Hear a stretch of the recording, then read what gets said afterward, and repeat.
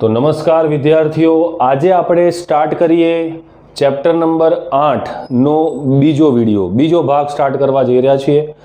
પહેલા ભાગની અંદર આપણે પ્રસ્તાવના અને સ્થાનાંતર પ્રવાહ કઈ રીતે વિચારવામાં આવ્યો, કઈ રીતે એમ્પિયરનો નિયમ અમુક પરિસ્થિતિમાં તેમાં કંઈક ખૂટે છે તેવું વિચારવામાં આવ્યું અને મેક્સવેલે કેપેસિટરની ચાર્જિંગ પ્રક્રિયા દ્વારા કઈ રીતે આપણને સમજાવ્યું કે એમ્પિયરના નિયમમાં જે ખૂટતું પદ છે તે આ રીતે વિચારીને પૂરું કરી શકાય અને તે ખૂટતા પદને સ્થાનાંતર પ્રવાહના સ્વરૂપમાં તેણે દર્શાવ્યું અને તે સ્થાનાંતર પ્રવાહનું સૂત્ર ID બરાબર એપ્સિલોન નોટ d∅dt, જ્યાં d∅dt તે વિદ્યુત ફ્લક્સમાં થતા ફેરફારનો સમય દર છે। સ્થાનાંતર પ્રવાહ વ્યાખ્યાયિત થયા બાદ ખબર પડી કે ચુંબકીય ક્ષેત્ર એ માત્ર તારમાં વહન પામતો વિદ્યુત ભાર ઉત્પન્ન કરે છે એવું નથી, પરંતુ જ્યાં જ્યાં વિદ્યુત ક્ષેત્રનો ફેરફાર થાય ત્યાં પણ ચુંબકીય ક્ષેત્ર ઉત્પન્ન થાય છે અને આ જ વિચાર મેક્સવેલને આવ્યો હતો અને તે વિચાર પર તેણે આ પ્રયોગ કર્યો। કારણ કે ઓલરેડી કહી દેવામાં આવ્યું હતું કે ભાઈ ચુંબકીય ફ્લક્સનો ફેરફાર વિદ્યુત ક્ષેત્ર પેદા કરે છે ફેરેડેના નિયમથી, અને પ્રયોગ દ્વારા મેક્સવેલે સાબિત કરી દીધું કે ભાઈ વિદ્યુત ક્ષેત્રનો ફેરફાર પણ ચુંબકીય ક્ષેત્ર પેદા કરે છે। એટલે બંને અરસપરસ એકબીજાને પેદા કરે છે। આમ વિદ્યુત ક્ષેત્ર એ ચુંબકીય ક્ષેત્રના ઉત્પન્ન થવાનો સ્ત્રોત કહેવાય અને ચુંબકીય ક્ષેત્રનો ફેરફાર તે વિદ્યુત ક્ષેત્રના ફેરફારનો સ્ત્રોત કહેવાય। બંને એકબીજાના સ્ત્રોત બની એક વિદ્યુત ચુંબકીય તરંગ બેટા પેદા કરે છે। અહીં સુધીની ચર્ચા આપણે કરી હતી। તો આજે આપણે જોવાનું છે કે ભાઈ સ્થાનાંતર અને વહન પ્રવાહ કઈ પરિસ્થિતિમાં અસ્તિત્વ ધરાવે છે। સ્થાનાંતર અને વહન પ્રવાહ કઈ પરિસ્થિતિમાં અસ્તિત્વ ધરાવે છે।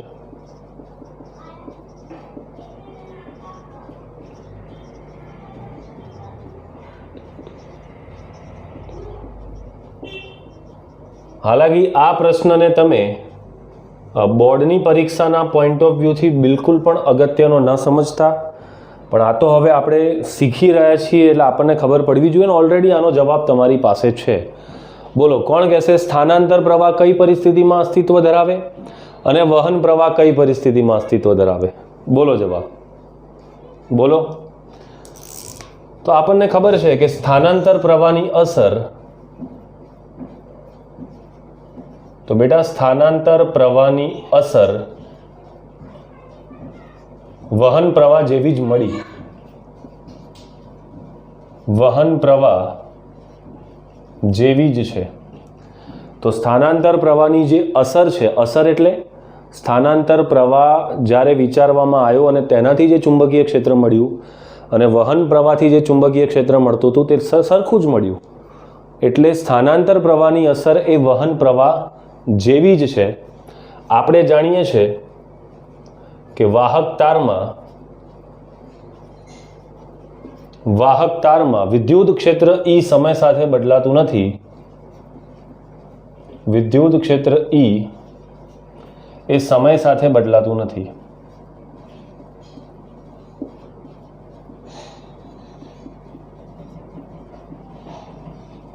अने आपणने खबर छे कि स्थानांतर प्रवाहનું ઉદ્ગમ વિદ્યુત ક્ષેત્રનો ફેરફાર છે।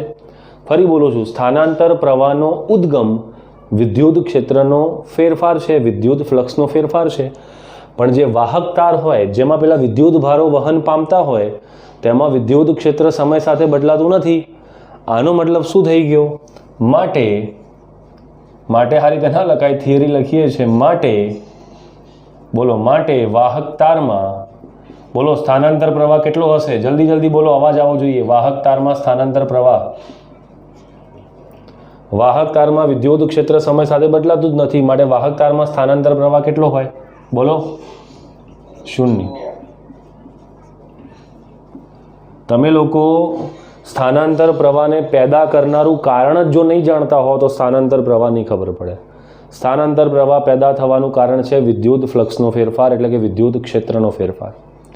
पण जे तार होय, तार जेमां प्रवाह जतो होय एमां विद्युत क्षेत्र अचळ होय, એટલે એમાં સ્થાનાંતર પ્રવાહ ના આવે, એમાં સ્થાનાંતર પ્રવાહ બેટા શૂન્ય હોય છે.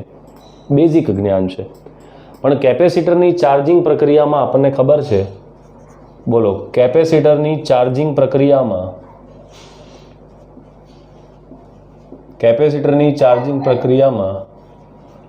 બે પ્લેટો વચ્ચે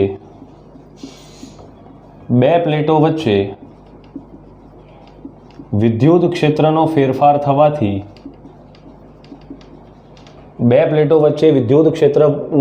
થાય. કારણ કે જેમ જેમ કેપેસિટર ચાર્જ થાય તેમ તેમ વિદ્યુત ક્ષેત્ર વધે. ફેરફાર થવાથી ત્યાં કયો પ્રવાહ અસ્તિત્વ ધરાવે છે? બોલો જલ્દી. ત્યાં બોલો બેટા, સ્થાનાંતર પ્રવાહ અસ્તિત્વ ધરાવે છે.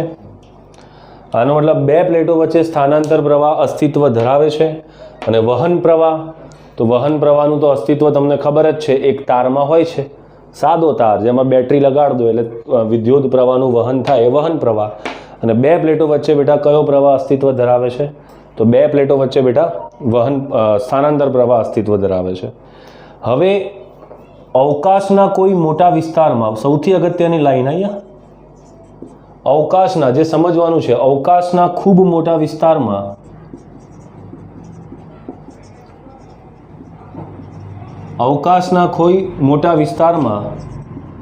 વહન પ્રવાહ ન પણ હોય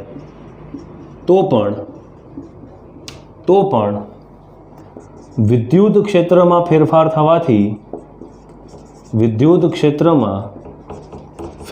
થવાથી ત્યાં કયો પ્રવાહ અસ્તિત્વ ધરાવે? બોલો જલ્દી. ત્યાં વિદ્યુત ક્ષેત્રમાં ફેરફાર થવાથી ત્યાં સ્થાનાંતર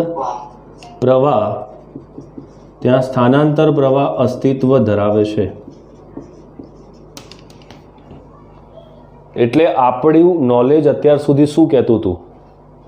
એક તાર હોય, તાર જોડે બેટરી જોડો, તેમાંથી પ્રવાહ પસાર થાય તો તેની આજુબાજુ ચુંબકીય ક્ષેત્ર પેદા થાય. આનો મતલબ ચુંબકીય ક્ષેત્ર ઉત્પન્ન કરવાનું મુખ્ય કારણ તારમાં વહેતો પ્રવાહ છે. પણ એ વસ્તુ હવે બદલાઈ ગઈ. અવકાશના કોઈ વિભાગમાં જો વિદ્યુત ક્ષેત્રનો ફેરફાર થાય તો ત્યાં સ્થાનાંતર પ્રવાહ આવે, અને ત્યાં સ્થાનાંતર પ્રવાહ આવે તો લાસ્ટ લેક્ચરમાં મેં તમને કીધું હતું કે તે પણ ચુંબકીય ક્ષેત્ર પેદા કરે. યાદ છે ને? કેપેસિટરની બે પ્લેટો વચ્ચે આ રીતે ચુંબકીય ક્ષેત્ર મેં તમને શીખવાડ્યું હતું, પેદા થાય વિદ્યુત ક્ષેત્રના ફેરફાર થવાથી. એટલે આ તમારે ખાસ એક વસ્તુ યાદ રાખવાની છે. આમ ત્યાં આગળ વહન પ્રવાહનું કોઈ ઉદ્ગમ ન હોવા છતાં, છેલ્લી લાઈન લખી દઉં છું, આમ વહન પ્રવાહનું કોઈ પણ ઉદ્ગમ ન હોવા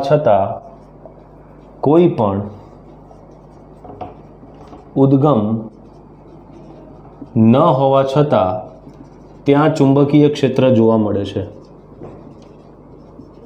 અથવા ત્યાં ચુંબકીય ક્ષેત્ર ઉત્પન્ન થાય છે. બહુ મોટી ક્રાંતિ આવી કહેવાય. તમને ખબર છે? ચુંબકીય ક્ષેત્રનો સ્ત્રોત છેલ્લા 2 મહિનાથી હું તમને ભણાવું છું, પ્રવાહ. પણ હવે ચુંબકીય ક્ષેત્રનો એક નવો સ્ત્રોત છે, વિદ્યુત ક્ષેત્રનો ફેરફાર. તો વહન પ્રવાહ ન હોય તો પણ ચુંબકીય ક્ષેત્ર ઉત્પન્ન થાય છે. તો આ એક બહુ જ નોલેજેબલ ટોપિક હતો કે જે મારે તમને શીખવાડવો હતો, તો મેં તમને શીખવાડી દીધો. અને એક છેલ્લી લાઈન આમાં લખીને આ ટોપિકને આપણે અલવિદા કહી દઈએ. અને એ ટોપિક એ છે કે કેપેસિટરની અંદર ચુંબકીય ક્ષેત્રનું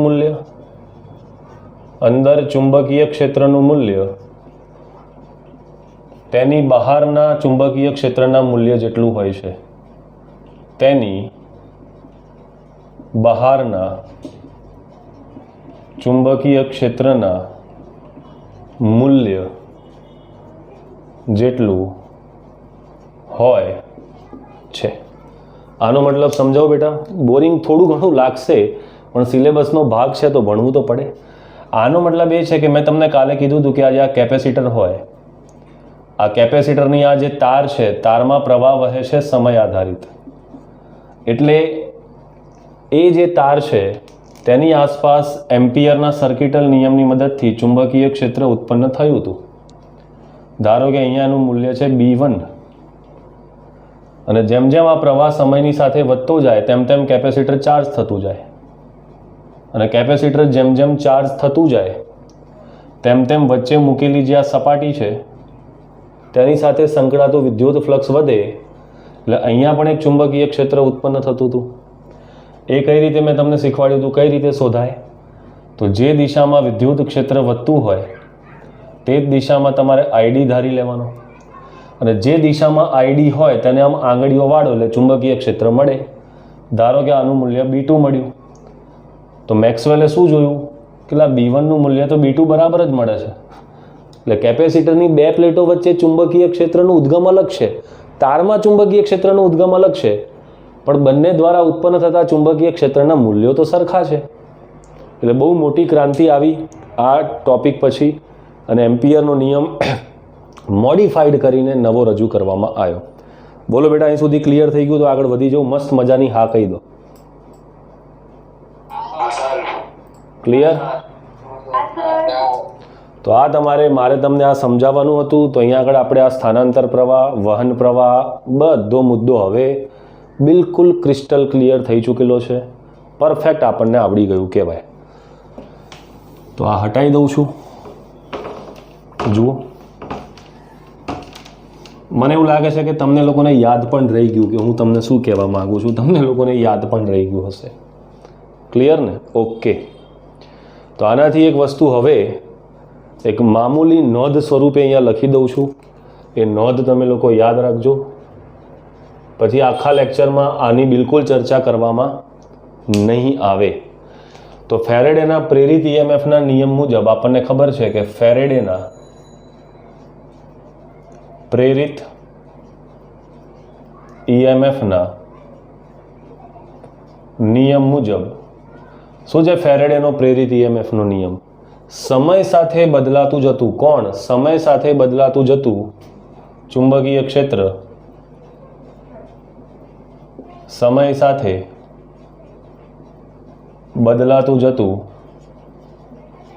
ચુંબકીય ક્ષેત્ર. બોલો, શું ઉત્પન્ન કરે છે? કોણ કહેશે? સમય સાથે બદલાતું જતું ચુંબક. હા, સમય સાથે બદલાતું જતું ચુંબકીય ક્ષેત્ર ઈએમએફ. ઈએમએફ એટલે વિદ્યુત ક્ષેત્ર. બદલાતું જતું ચુંબકીય ક્ષેત્ર વિદ્યુત ક્ષેત્ર પેદા કરે છે. એ આપણે શીખી ગયા. તો ફેરેડેના પ્રેરિત ઈએમએફના નિયમથી એ તો શીખ્યા હતા કે જો ચુંબકીય ક્ષેત્ર સમય સાથે બદલાય, ચુંબકીય ફ્લક્સમાં ફેરફાર થાય તો ઈએમએફ આવે. ઈએમએફ એટલે વિદ્યુત ક્ષેત્ર આવી જાય. અને હવે આ ચેપ્ટરમાં આપણે શું શીખ્યા? આ ચેપ્ટરમાં આપણે શું શીખ્યા કે બદલાતું વિદ્યુત ક્ષેત્ર પણ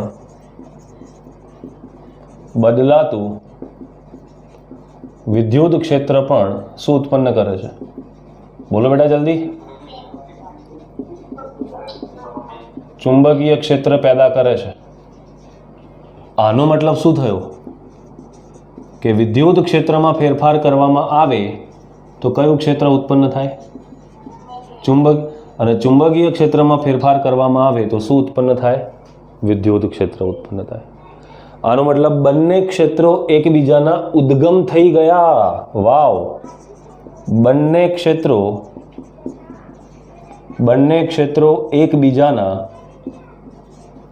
ઉદ્ગમ કહેવાય. બંને ક્ષેત્રો એકબીજાના ઉદ્ગમ કહેવાય.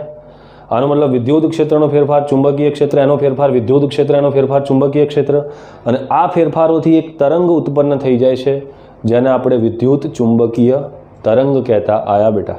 સેમ્પલ. આવડી ગયું? ક્લિયર થઈ ગયું બેટા? આગળ વધુ? બોલો. ચાલો, આભાર. અને હવે આપણે એક બીજી વસ્તુ હું તમને થોડી ઘણી એક્સ્ટ્રા શીખવાડવા માંગુ છું. મને એવું લાગે છે કે મારે ટોપિક તમને શીખવાડવો જોઈએ. મસ્ત મજાનો ટોપિક છે. ટોપિક આ રીતે છે કે કેપેસિટરને ડીસી પ્રાપ્તિ સ્થાન સાથે જોડી, જોજો કેપેસિટરને ડીસી પ્રાપ્તિ સ્થાન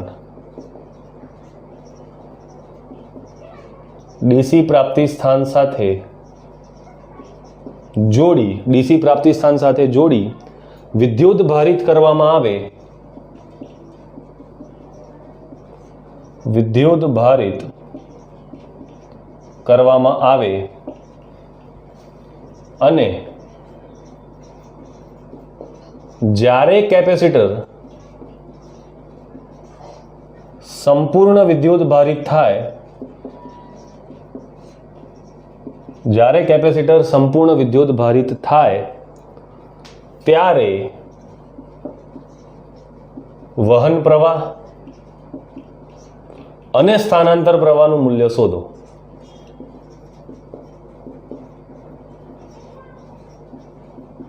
સ્થાનાંતર પ્રવાહનું મૂલ્ય શોધો. આ પ્રશ્ન છે. બોલો તમે લોકો આ ટોપિકને જો સમજ્યા હો તો મને જવાબ આપી શકો છો. ત્યાં લગીને હું ઇંક ભરી દઉં. શું જવાબ હોઈ શકે આનો? સાબિતી સાથે હાલવાનો, હવામાં તુક્કો નહીં. એની પ્રોપર સાબિતી આલવી પડશે. શું થઈ શકે? ક્યા હોગા તેરા વાદા, વો કસમ વો ઈરાદા. જો તો આમાં શું કર્યું, આમાં શું કર્યું જોજે ભાઈ, સમજજે. આ કેપેસિટર લીધું, એકદમ છેલ્લી ક્વોલિટીના વિડીયો બનાવી રહ્યો છું. આનાથી ઉપર કશું નહીં મળે. આખી બુક સ્કેન થઈ જશે. લોકોની કહેતા એનસીઈઆરટીની લાઇનથી લાઇન વાંચવાની હોય, નીટની તૈયારી માટે, જેઈની તૈયારી માટે એનસીઈઆરટીની લાઇન ટુ લાઇન વાંચવાની હોય. એનસીઈઆરટીની લાઇન ટુ લાઇન આ વિડીયોઝમાં તમને દેખાઈ જશે. આ વિડીયોઝથી શીખી લીધા પછી એનસીઈઆરટી વાંચવાની જરૂર નહીં પડે તમને. તો આ કેપેસિટર જે છે, કેપેસિટરને આ ડીસી પ્રાપ્તિ સ્થાન એટલે ખબર છે ને, ડીસી પ્રાપ્તિ સ્થાન એટલે બેટરી સાથે જોડી એક શબ્દ છે સંપૂર્ણ વિદ્યુત ભારિત થઈ જાય. બેટા કેપેસિટર સંપૂર્ણ વિદ્યુત ભારિત થઈ ગયો, સંપૂર્ણ વિદ્યુત ભારિત. જો કેપેસિટર સંપૂર્ણ વિદ્યુત ભારિત થઈ જાય તો બે પ્લેટો વચ્ચે વિદ્યુત ક્ષેત્રનો ફેરફાર પણ બદલાય? ના જ બદલાય ને. ક્યાંથી બદલાય? કેપેસિટર પર હવે વિદ્યુત ભાર એકદમ અચળ થઈ ગયો છે તો પેલું વિદ્યુત ક્ષેત્ર પણ અચળ જ થઈ જાય.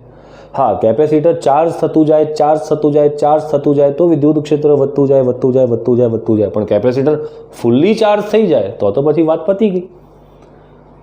તો બોલો એ કિસ્સામાં આપણે બે પ્રવાહ કહેવાના છે બેટા, વહન પ્રવાહ અને સ્થાનાંતર પ્રવાહ. સાબિતી સાથે કોણ કહેશે? કઈ રીતે? શું કરી શકાય? દાખલા તરીકે આની પાસે વિદ્યુત ભાર આવી ગયો પ્લસ ક્યુ, આના પર વિદ્યુત ભાર માઇનસ ક્યુ. બે પ્લેટો વચ્ચેનો વિદ્યુત સ્થિતિમાનનો તફાવત વી થઈ જાય અને એ જ બેટરીના વોલ્ટેજ હોય. જ્યારે બે પ્લેટો વચ્ચેનો પીડી બેટરીના વોલ્ટેજ જેટલો થઈ જાય એટલે કેપેસિટર સંપૂર્ણ વિદ્યુત ભારિત કહેવાય. અને કેપેસિટરનું કેપેસિટન્સ સી છે. તો બોલો તમારામાંથી કેટલાને ખબર છે?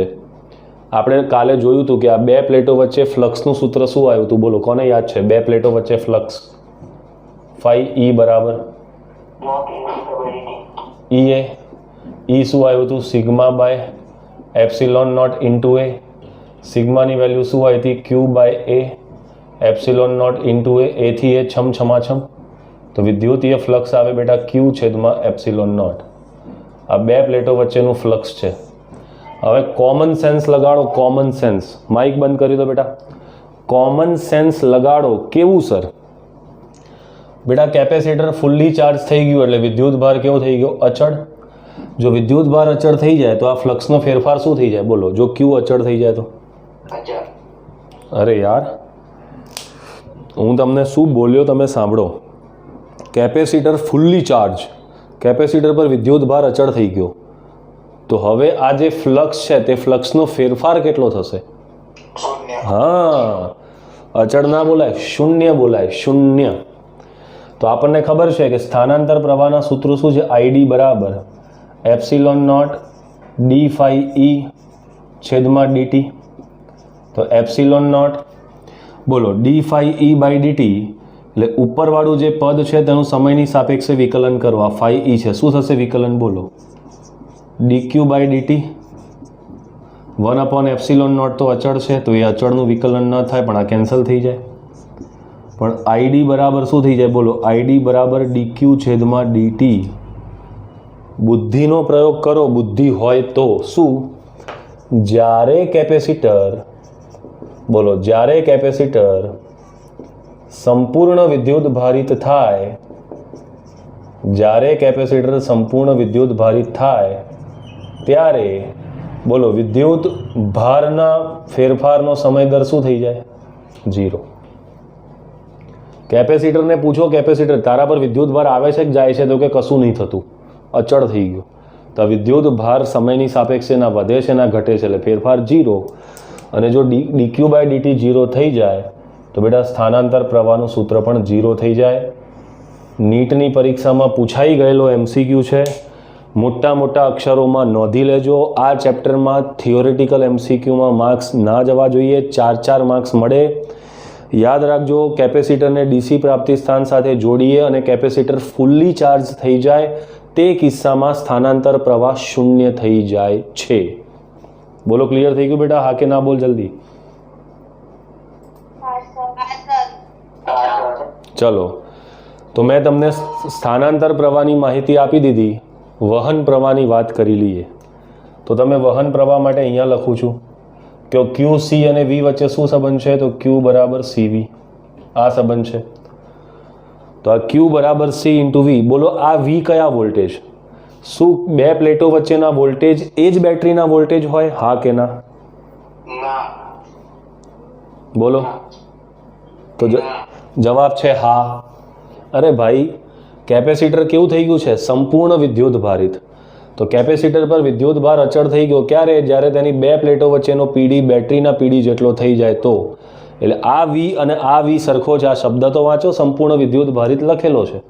કેમ આવું કરો છો? એટલે V અચળ થઈ ગયો તો કરો આનું વિકલન શું થાય? બોલો dq બાય dt. Cનું તો કંઈ ના થાય, આ વિદ્યુત સ્થિતિમાનનો ફેરફાર સમયની સાપેક્ષે. આ dq બાય dt ને વહન પ્રવાહ IC કહીએ તો આ શું થશે? C dV by dt. પણ કેપેસિટર બૂમો પાડે છે કે મારી બે પ્લેટો વચ્ચે V અચળ છે. કેમ V અચળ છે?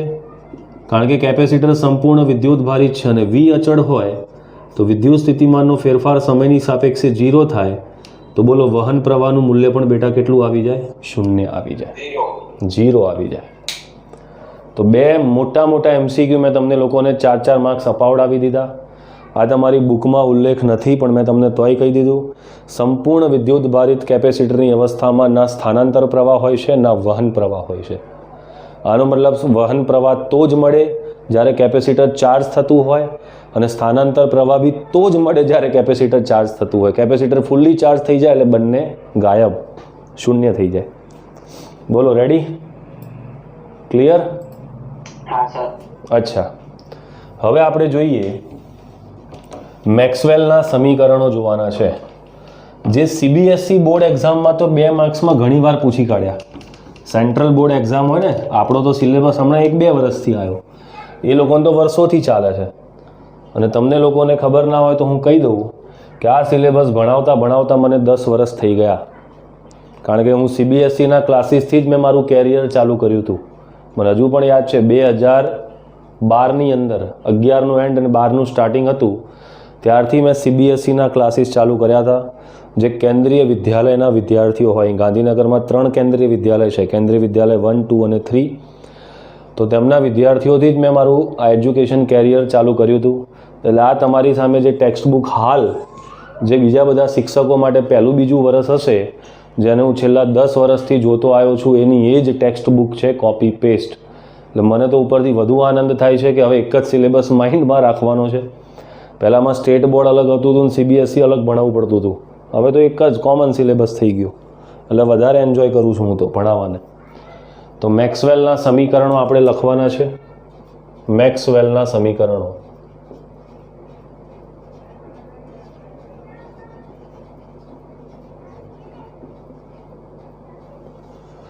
તો આ મેક્સવેલના જે સમીકરણો છે તે બેટા ગોખી નાખવાના છે. લિટરલી 2 માર્ક્સમાં પૂછી શકે, મેક્સવેલના સમીકરણો લખો અથવા MCQમાં આવી શકે. તો પહેલું જે સમીકરણ છે સંકલન, તમે બધા જાણો જ છો, સંકલન E ડોટ dA. બોલો આના બરાબર શું હોય? E ડોટ dA બરાબર Q છેદમાં એપ્સિલોન નોટ. અરે આ ખબર છે ને, વિદ્યુત ક્ષેત્ર માટે ગોસનું પ્રમેય. આ શું છે બેટા? વિદ્યુત ક્ષેત્ર માટે કોનો પ્રમેય? ગૌસનો પ્રમેય. વિદ્યુત ક્ષેત્ર માટે ગૌસનું પ્રમેય. આ પણ મેક્સવેલ સમીકરણની અંડર આવે છે. મેક્સવેલ સમીકરણ કહેવાય આને પણ. નંબર 2, આ તો આપણને ખબર જ છે, પહેલા ચેપ્ટરમાં જોઈ ચૂકેલા છીએ. અચ્છા, ચુંબકત્વ માટે ગૌસનો નિયમ કેટલાને યાદ છે? બોલો તો તમને માની જવું કે બંધ ગાળા પર ચુંબકીય ક્ષેત્રનું પૃષ્ઠ સંકલન કેટલું હોય? હા, વેરી ગુડ, 0 હોય. કેમ? કારણ કે ચુંબકીય ધ્રુવો હંમેશા પેરમાં હોય છે, એકલો ઉત્તર કે દક્ષિણ હોતો નથી. એટલે ચુંબકીય ફ્લક્સ હંમેશા બંધ ગાળા સાથે જે સંકળાય તે 0 હોય. તો આ ચુંબકત્વ માટે ગૌસનો પ્રમેય છે. આ ચુંબકત્વ માટે ગૌસનો પ્રમેય છે. ચુંબકત્વ માટે ગૌસનો પ્રમેય. ત્રીજું સમીકરણ છે આપણી પાસે ફેરેડેનો નિયમ. ફેરેડેનો વિદ્યુત પ્રેરણનો નિયમ આપણને ખબર હોવી જોઈએ કે સંકલન B.dl બરાબર -d∅/dt. એમાં આ ફ્લક્સ કયું છે? આ ફ્લક્સ છે બેટા ચુંબકીય ફ્લક્સ. તો આ ચુંબકીય ફ્લક્સના ફેરફારનો સમય દર આપણને ચુંબકીય ક્ષેત્રનું રેખા સંકલન આપે છે. તો આ થઈ ગયો તમારો ફેરેડેનો વિદ્યુત પ્રેરણનો નિયમ. ફેરેડેનો વિદ્યુત પ્રેરણનો નિયમ થઈ જાય. ફેરેડેનો વિદ્યુત પ્રેરણનો નિયમ. અને ચોથું જે સમીકરણ છે જે આપણે આ ચેપ્ટરમાં સાબિત કર્યું, શું સાબિત કર્યું? બોલો. સંકલન B.dl બરાબર શું મળ્યું આપણને? એમ્પિયર સર્કિટલનો નિયમ શું મળ્યો? IC અને μ0 ID, અને ID એટલે d∅e/dt. તો આ જે સમીકરણ છે તે ફેરેડેનો વિદ્યુત પ્રેરણનો નિયમ છે. સોરી, આ છે મેક્સવેલ એમ્પિયરનો નિયમ.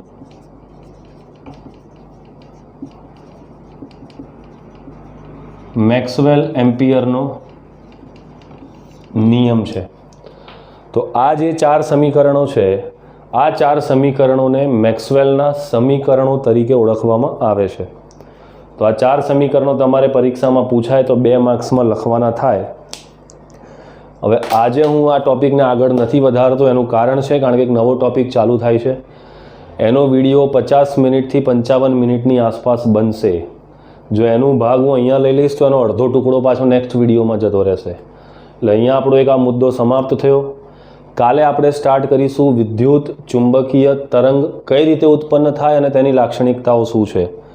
ગેરંટેડ પ્રશ્ન બોર્ડ એક્ઝામમાં એ જ પૂછાતું આવ્યું છે ને એ જ પૂછાશે.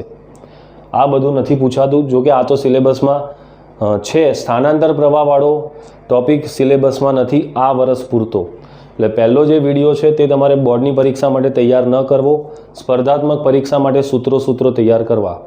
કાલે જે વિડીયો હું બનાવીશ, જે તમને શીખવાડીશ ગેરંટેડ ક્વેશ્ચન બોર્ડની પરીક્ષાનો, વિડીયો નંબર 3. અને જે ચોથો વિડીયો આપણો બનશે તે બનશે વિદ્યુત ચુંબકીય વર્ણપટ. એના કદાચ મારે 2 વિડીયો બનાવવા પડશે કારણ કે વિડીયો બહુ લાંબો થઈ જશે. એટલે નેક્સ્ટ 3 દિવસમાં તમારું આ ચેપ્ટર સમાપ્ત થાય છે. દિવાળી પહેલાં આપણે આ ભાગ 1ને સમાપ્ત ઘોષિત કરીશું. ત્યારબાદ વચ્ચે થોડોક બ્રેક રાખીશું અને બ્રેક રાખ્યા પછી આપણે પાર્ટ 2 કિરણ પ્રકાશ શાસ્ત્રની જર્ની સ્ટાર્ટ કરીશું. મળીએ છીએ વિદ્યાર્થીઓ કાલે. Thank you very much.